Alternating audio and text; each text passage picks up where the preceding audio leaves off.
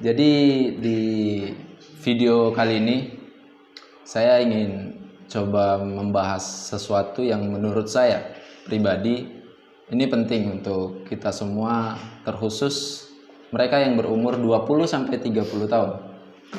Karena di rentan umur segini dia lebih sering mengalami namanya quarter crisis life atau biasa kebimbangan dalam menentukan arah.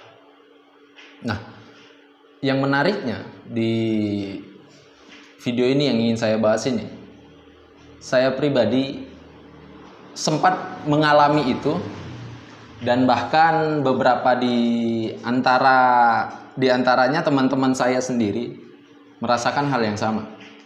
Nah, saya pikir bahwa video ini mungkin tidak menjadi edukasi yang baik ataupun edukasi yang membuat kawan-kawan bisa lebih baik nantinya. Tapi saya pikir saya perlu menyampaikan ini semua. Jadi di rentan umur 20 sampai 30 tahun, biasanya kita mengalami semacam kekhawatiran dalam diri kita, kebimbangan, kebingungan, serta sulit untuk menentukan arah dan tujuan kita nantinya. Nah, yang lebih menariknya lagi, di dalam krisis quarter life yang sempat saya baca di beberapa artikel dan jurnal, ada masalah yang penting, yaitu menentukan arah tujuannya nanti untuk menikah. Dalam arti asmaranisasinya juga terlibat di sini. Nah, dari kekhawatiran ini, saya berpikir bahwa umur 20 sampai 30 tahun kita sering mengalami kebingungan dalam saya mau jadi apa nantinya, saya harus apa nantinya, tujuan saya harus gimana, masa depan saya harus gimana, kemudian kisah percintaan saya seperti apa. Baru beberapa minggu yang lalu saya sempat bercerita dengan teman saya, dan saya juga mengalami itu, bahwa kita di posisi yang sulit untuk menentukan. Karena apa? Saya sendiri. Ini teman saya itu udah selesai dia kuliah, tapi saya masih di mahasiswa di semester akhir yang sibuk dengan skripsinya, yang sibuk dengan menentukan pilihannya nanti, yang sibuk dengan mau nikah dengan wanita seperti apa, kemudian membangun rumah tangga yang seperti apa, kemudian harus kerja apa, kemudian cita-citanya mau seperti apa. Itu masih dalam fase kebingungan. Ada beberapa hal yang menurut saya kawan-kawan bisa mengatasi ini dengan cara cukup fokus pada tujuan dan apa yang ingin kawan-kawan inginkan. Semisal fokus kepada bakat kawan-kawan. Kawan-kawan pandai di editing, pandai di fotografi, pandai di menulis, ataupun pandai untuk menjadi seorang pembicara yang baik. Itu bisa kawan-kawan kembangkan, sehingga kawan-kawan tidak khawatir dan tidak bingung untuk menentukannya nanti. Nah, apa ya? Kekhawatiran yang dirasakan pertama kali adalah kita terikat dan kita terjebak di nostalgia masa lalu kita. Semisal dulu sewaktu kita SMA, atau dulu sewaktu kita masih semester 1 kuliah, atau setelah SMA kita nggak kuliah, yang kita pikirkan adalah saya harus kerja apa nantinya. Di situ masih di fase yang kita mungkin belum sampai kepada quarter life crisis. Di situ seharusnya kita sudah bisa coba mengambil ancang-ancang ya.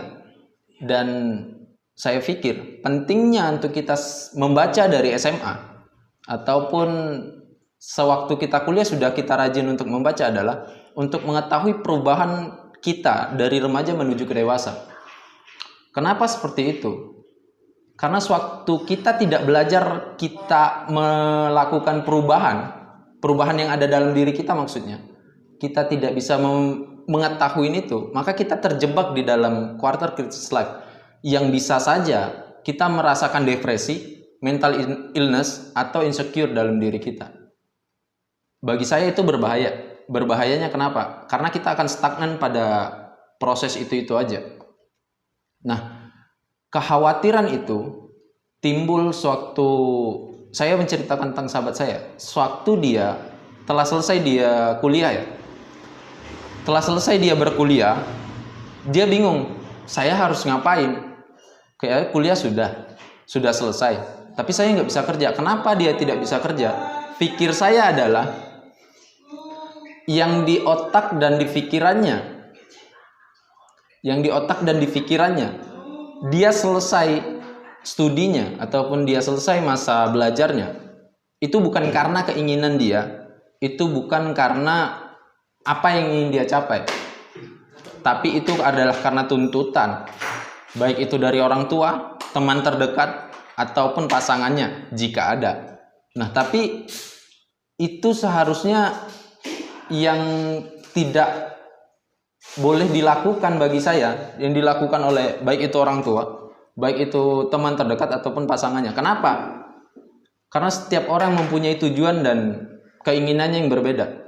Bahasanya itu adalah kita ingin mencapai tujuan kita, tapi kita tidak mampu untuk sampai kepada tujuan kita.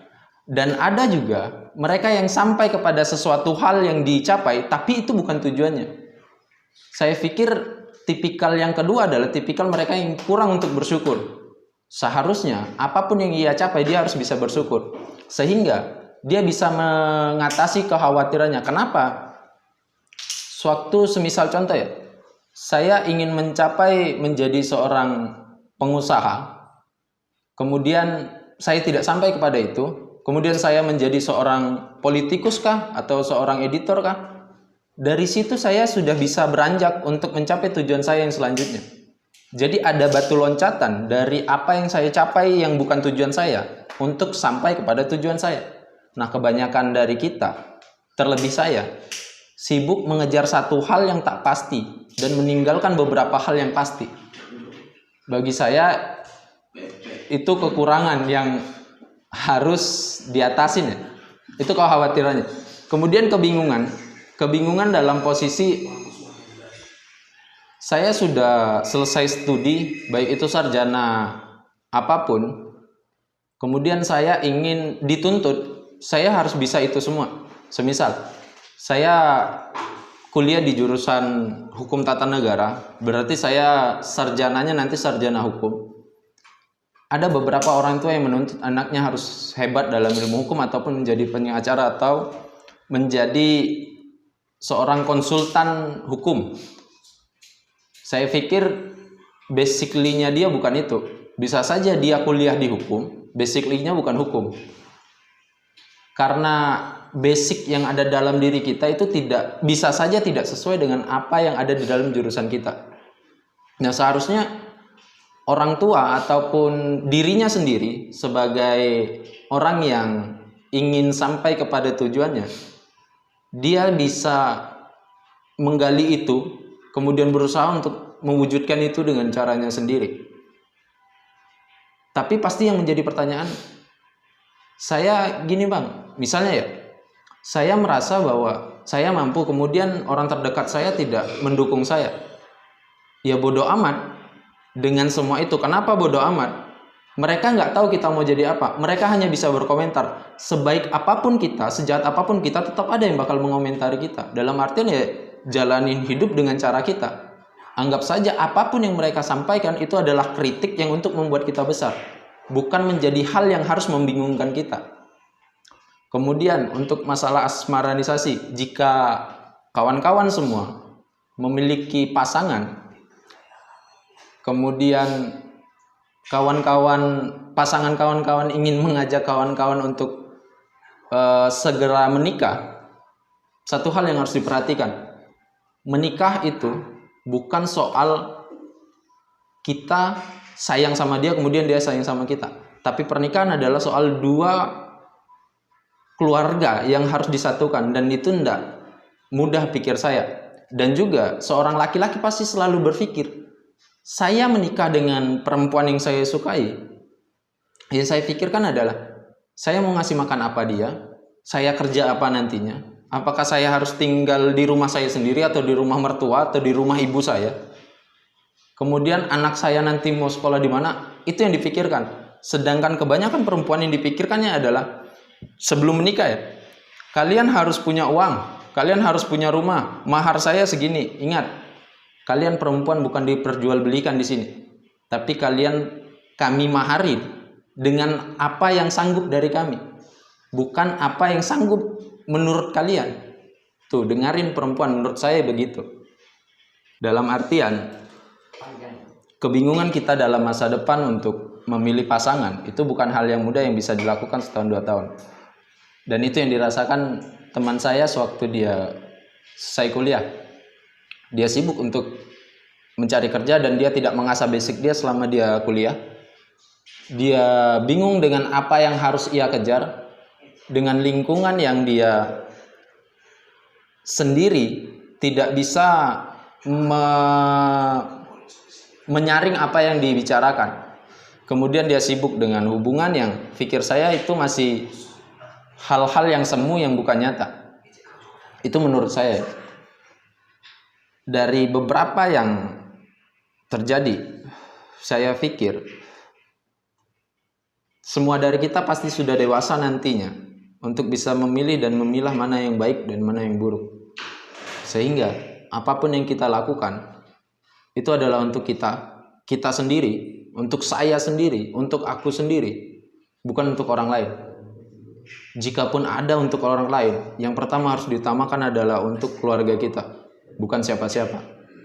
Dan bagi perempuan yang mengatakan bahwa sewaktu menikah saya adalah miliknya seutuhnya, itu adalah salah hal yang besar. Karena saya bukan milik satu perempuan, tapi saya milik semua orang. Karena apa?